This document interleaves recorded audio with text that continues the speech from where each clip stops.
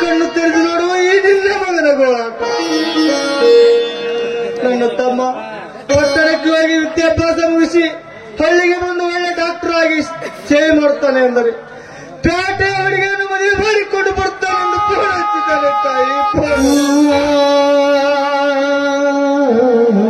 ಅವಳು ಯಾವ ಜಾತಿಯೋ ಯಾವ ಕುಲವೋ ಒಂದು ಗೊತ್ತಿಲ್ಲ ತಾಯಿ, ಒಂದು ಗೊತ್ತಿಲ್ಲ.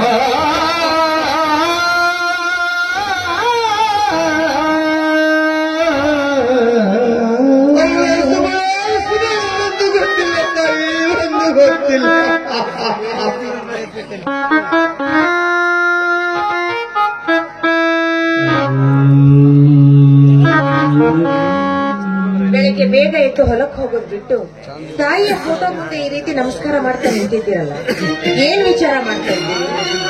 ಗಿರಿಜಾ, ಹಿರಿಯರು ಒಂದು ಗಾದೆ ಮಾತು ಹೇಳ್ತಾರೆ, ಅದು ನನಗೆ ನೆನಪಿದೆ. ಅದೇನು ಅಂತ ನೀವೇ ಹೇಳಿ. ಮನೆಗೆ ಹಿರಿಯ ಮಗನಾಗಿ ಜನಿಸಬಾರದು, ತುಂಬಿದ ಸಮಯದಲ್ಲಿ ಕೊನೆಯದಾಗಿ ಮಾತನಾಡಬಹುದು. ಆ ವಿಚಾರ ಇಲ್ಲಿ. ಈಗ ಮೊದಲು ಹೊಲಕ್ಕೆ ಹೋಗಿ ದನಗಳಿಗೆ ಮೇವು ಹಾಕಿ ನೀರು ಕುಡಿಸಿ ಹೊಲದಲ್ಲಿ ಕೆಲಸ ಮಾಡಿ ಹೋಗಿ. ಮೇಡಮ್ ರಾತ್ರಿಯಂತೆ ಸ್ಥಿರವಾಗಿ ಪಾಲಿಸುತ್ತೇನೆ, ಆದರೆ ಒಂದೇ ಒಂದು ಉಮ್ಮ ಕೊಟ್ಟರೆ ಮಾತ್ರ ಹೊಲಕ್ಕೆ ಹೋಗುತ್ತೇನೆ. ಉಮ್ಮಾನು ಇಲ್ಲ, ಉಪ್ಪಿನಕಾಯಿ ಇಲ್ಲ, ಹೋಗಿ ಒಂದು ಕೆಲಸ ಮಾಡ್ಕೊಂಡ್ಬಂದು. ಗಿರಿಜಾ, ಹೊಲಕ್ಕೆ ಬೇಲಿ ಇದ್ದರೆ ಚಂದ, ಗಿಡದಲ್ಲಿ ಹೂವಿದ್ದರೆ ಚಂದ. ಹೆಂಡತಿ ಆದವಳಿಗೆ ಗಂಡನಾದವನಿಗೆ ಹೆಂಡತಿ ಆದವಳು ದಿನಾಲು ಮುತ್ತು ಕೊಟ್ಟು ಕಳಿಸಿದರೆ ಇನ್ನೂ ಚಂದ ಚಿನ್ನ. ರೈತನಾದವನು ಹೊಲದಲ್ಲಿ ದಿನಾಲು ಕೆಲಸ ಮಾಡಿದ್ರೆ ಚಂದ, ಅದನ್ನ ಬಿಟ್ಟು ಈ ರೀತಿ ಮನೆಯಲ್ಲಿ ಹಾಡು ಹಾಡ್ತಾ ಕೂತ್ಕೊಂಡ್ರೆ ಮಣ್ಣು ತಿನ್ಬೇಕಾಗತ್ತೆ ಹೊಟ್ಟೆಗೆ. ಗಿರಿಜಾ, ಆಟ ಆಡುವಾಗ ಆಟ ಆಡಬೇಕು, ಹೊಲದಲ್ಲಿ ಕೆಲಸ ಮಾಡುವಾಗ ಕೆಲಸ ಮಾಡಬೇಕು ಚಿನ್ನ. ಈ ಒಂದು ಸಂತೋಷ ಸಮಯದಲ್ಲಿ ಒಂದು ಗೀತೆ ಮನತಂಡಿಸಬಾರ್ದು. ಇದಕ್ಕೆ ಮಾತ್ರ ಏನು ಕಮ್ಮಿ ಇಲ್ಲ.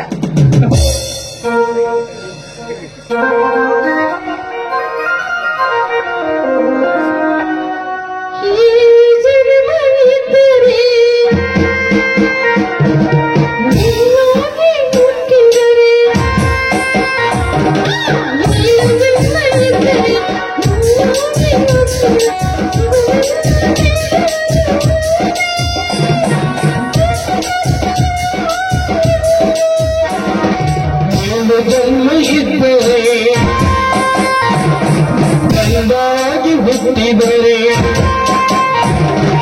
ಎರಡು ಜನ್ಮ ಇದ್ದರೆ, ಗಂಡಾಗಿ ಹುಟ್ಟಿದರೆ ಶಿವನಲ್ಲಿ ಕೇಳುವುದು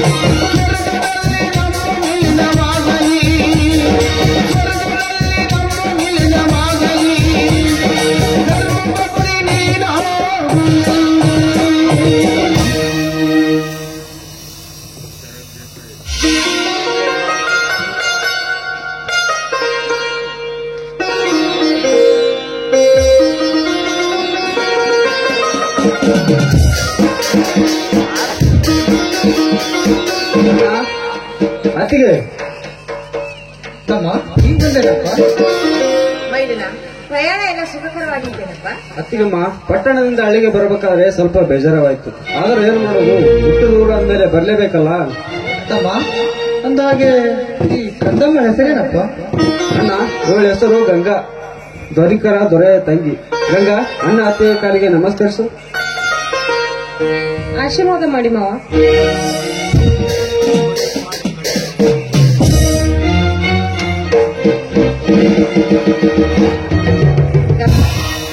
ಒಳ್ಳೆಯ ರೀತಿಯಲ್ಲಿ ನಮ್ಮ ಮನೆಯಲ್ಲಿ ನಡೆದುಕೊಂಡು ಮನೆಯ ಮಂಗಳ ಗೌರಿಯಾಗಿ ಬಾಳಮ್ಮ. ಹಡೆದವರ ಹೆಸರಿಗೆ ಕೀರ್ತಿ ತರುವಂತಹ ಮಗುವಾಗಿ ಬಾಳ್ತಾಳೆ. ಗಿರಿಜಾ, ಇನ್ನೂ ನಿನ್ನ ತಂಗಿ ಚಿಕ್ಕವಳು. ನೀನು ಹೀಗೆ ನಿನ್ನ ಉಪದೇಶ ಚಾಲು ಮಾಡಿಬಿಟ್ಟಲ್ಲ. ಒಳಗಡೆ ಹೋಗಿ ಆರ್ತಿ ತಂದು ಅವಳಿಗೆ ಮನೆ ತುಂಬಿಸ್ಬೇಕು.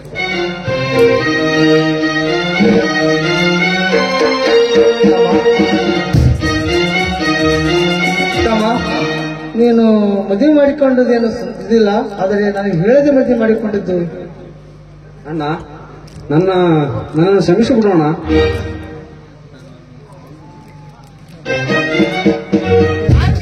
ಒಳಗಡೆ ತಯಾರು ಮಾಡಿಟ್ಟಿದ್ದೀನಿ.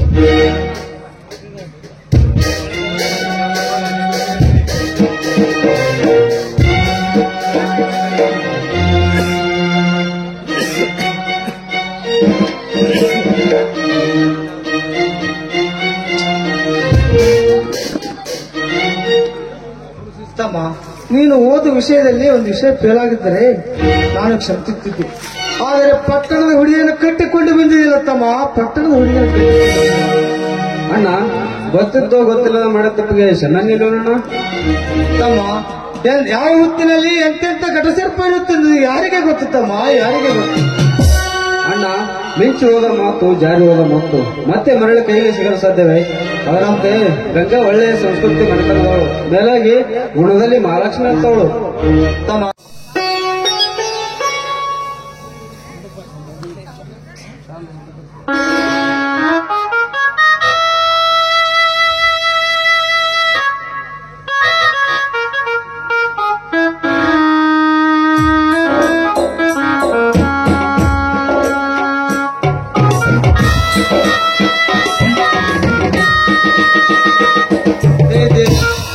ಈ ಬಡವರನ್ನು ಕರುಣಿಸಿ ಕಾಪಾಡಮ್ಮ ತಾಯಿ, ಕಾಪಾಡು.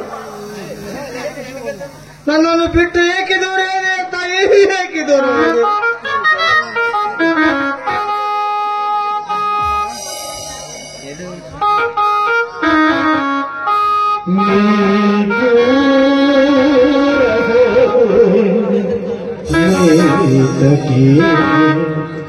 ನನ್ನ ಬಿಟ್ಟು ನನ್ನ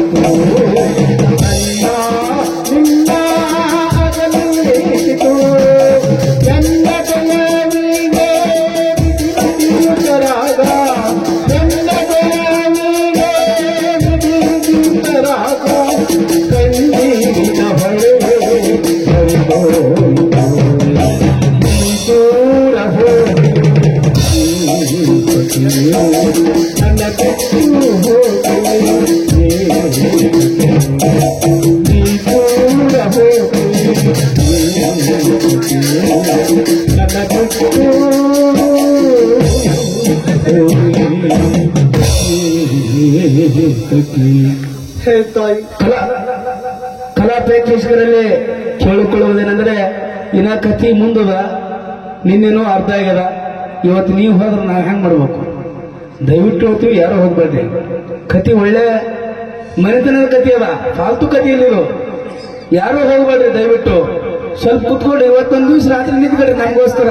ನಿಮ್ಮ ಮಕ್ಕಳು ಮಾಡ್ಯಾವ ನಿಮ್ಮ ಊರ ಕತಿ ಈ ಹೆಂಗ್ ಚಂದ ಆಗ್ಯದಪ್ಪ ಬೇಲೂರನ್ನು ಮಾತಾಡ್ಕೋಬೇಕು. ಊರಿನವರೇ ಸಹಕರಿಸ್ಲಿಕ್ಕಪ್ಪ ಅಂತಂದ್ರ ಮುಂದಿನ ವರ್ಷ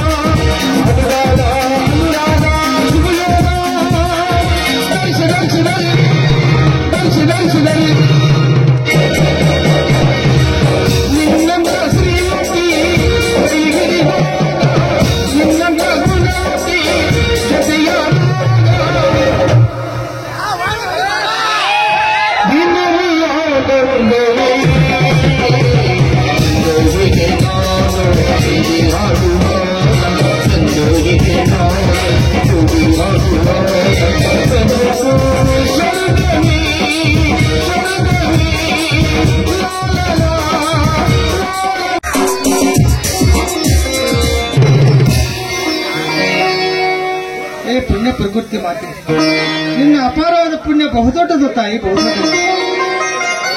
ಈ ಜಗತ್ತಿನಲ್ಲಿ ಎಲ್ಲಾ ಜೀವರಾಶಿಗೆ ಅನ್ನ ನೀರು ಕೊಟ್ಟು ಆಸರೆಯಾಗಿ ಗುಬ್ಬಚ್ಚಿ ಗೂಡಿನಂತೆ ಕಂಕಳಿಟ್ಟು ಕಾಪಾಡ್ತಿಲ್ಲ ತಾಯಿ, ನಿನಗೆ ಕೋಟಿ ನಮನ.